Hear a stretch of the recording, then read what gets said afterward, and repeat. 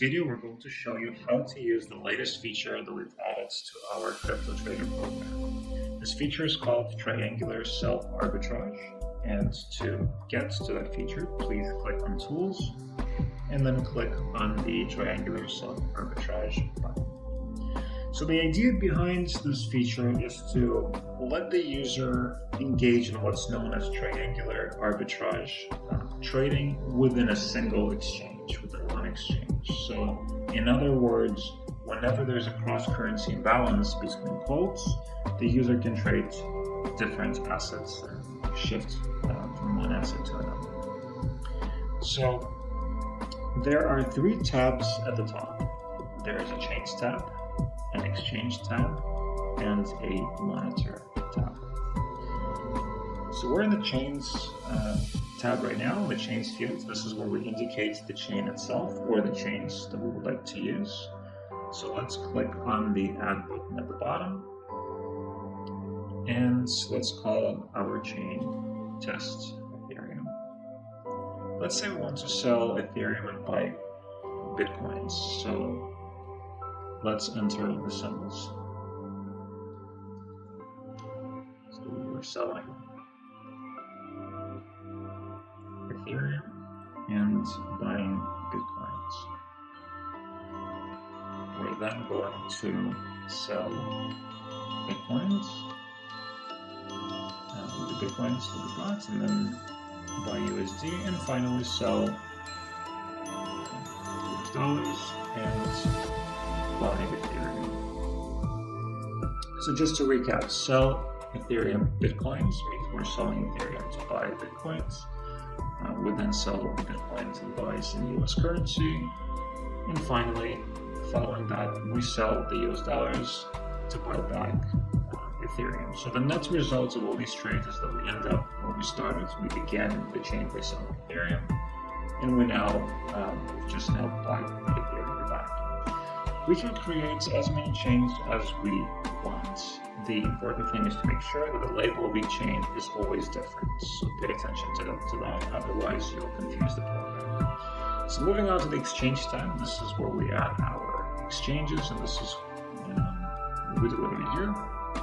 We'll select Bitstamp as our example, and the commission will be set to 0.5% because the trading balance is less than $10,000. Now we do have the symbols, our symbols in place, but in the events that you don't,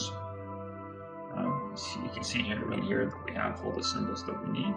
But if, let's say, if you don't have them, all you need to do is just click on the Add All Symbols button, and then the necessary symbols will be added automatically. Also, keep in mind that in some cases you may need to disconnect the exchange and then reconnect it again with market data in order to start getting quotes. And you can add as many exchanges as you want, as many as you need. So moving on to the Monitor tab, this is where we create automatic rules for our arbitrage activity. So click here and select Create, create Automatic Rule. And then let's go over the columns for rules. So active indicates whether or not the rule is active. Self-explanatory. Trade indicates whether this rule can be used for trading. With chain, you indicate the chain for which you want to use this rule, so we'll use the chain that we created. Exchange, this is where you choose the exchange. So let's go with this time. And then we then select the lot size that we would like to trade. We'll go with 0.1. This means 0.1 Ethereum. We then choose the method. Now with the method, you have the option to choose all or one by one. If you have all the currencies that you need for the trade, so if you have US dollars, you've got Ethereum, you've got your Bitcoins, and if you have a sufficient quantity of each asset in order to perform the triangular arbitrage trade, all you need to do is just select all. And that means that all the orders will then be done right away consecutively. If, however, we only have Ethereum, and we'll then And then you need to sell it in order to buy bitcoins, and then sell the bitcoins to buy US dollars, and then sell the US dollars to buy back Ethereum. We select one by one. And we then need to sell Ethereum, buy bitcoins, sell bitcoins, buy USD, and finally sell the USD and buy back Ethereum. That's one level.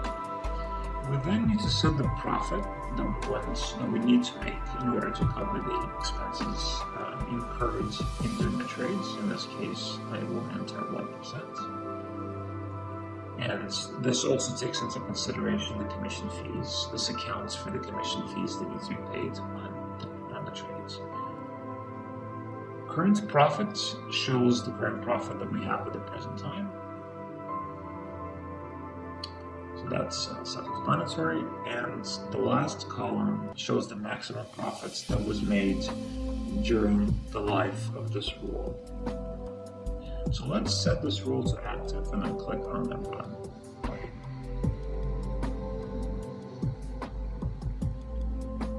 So we can see that if we were to use these values, this would be our profit in Ethereum, the current profit. Now do note that when the rule is working, the methods lot, exchange, and chain columns cannot be modified. You can only change the active trade and profit columns if the rule is working. So let's say that we want to do a little test just to see how the rule works, even if it's going to leave us with a small loss. So let's check out the trade box and insert a negative value in the profit column. So we'll go with saying -2%. So check off trade, insert -2, and this is just to see how the rule performs.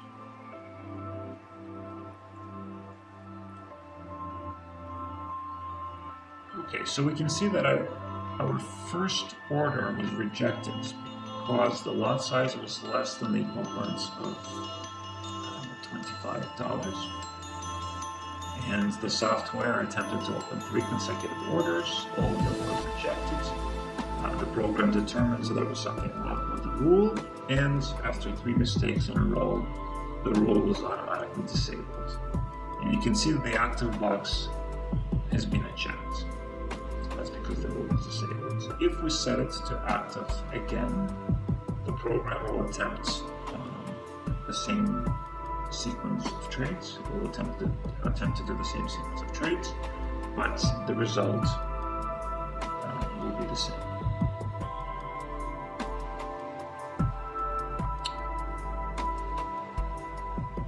And this is what happens, as you can see. So we checked it off again, and the results are the same. So what we need to do at this point is to increase the lot size. So to do that, we need to stop the strategy, and let's set the lot size to 0.2. So let's stop this to 0.2.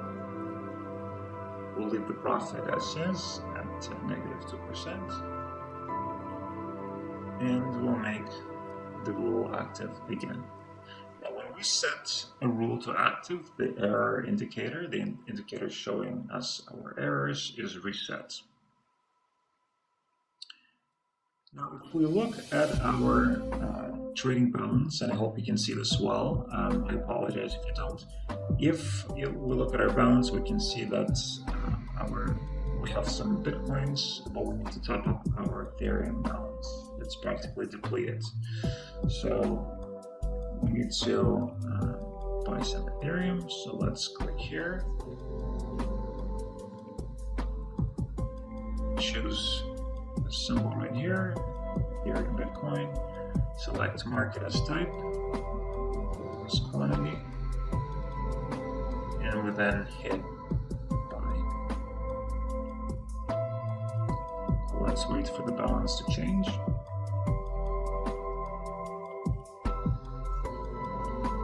so we have 0.8 Ethereum now, so we can now try to trade with our rule again. Now, as this is just a test, we're going to uncheck the, let's go back here, close this. So because this is just a test, we're going to uncheck the trade button as soon as the first order is complete. So we just want to make sure that it works. So let's run it. We'll click on the run button and then uncheck trade.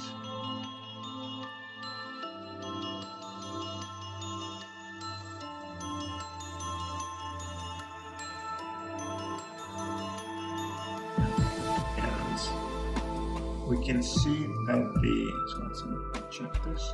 We can see that the chain worked as intended. So the first order was done successfully. In a log right here, we can see the orders that have taken place and the price at which the orders were done. And if the chain was executed properly, the status at the top will display success, the word success, and we will also be able to view the entire path of the chain right here. The path of the chain is the exact sequence of the orders. And that's how it works. Thank you for your time. Have a great day.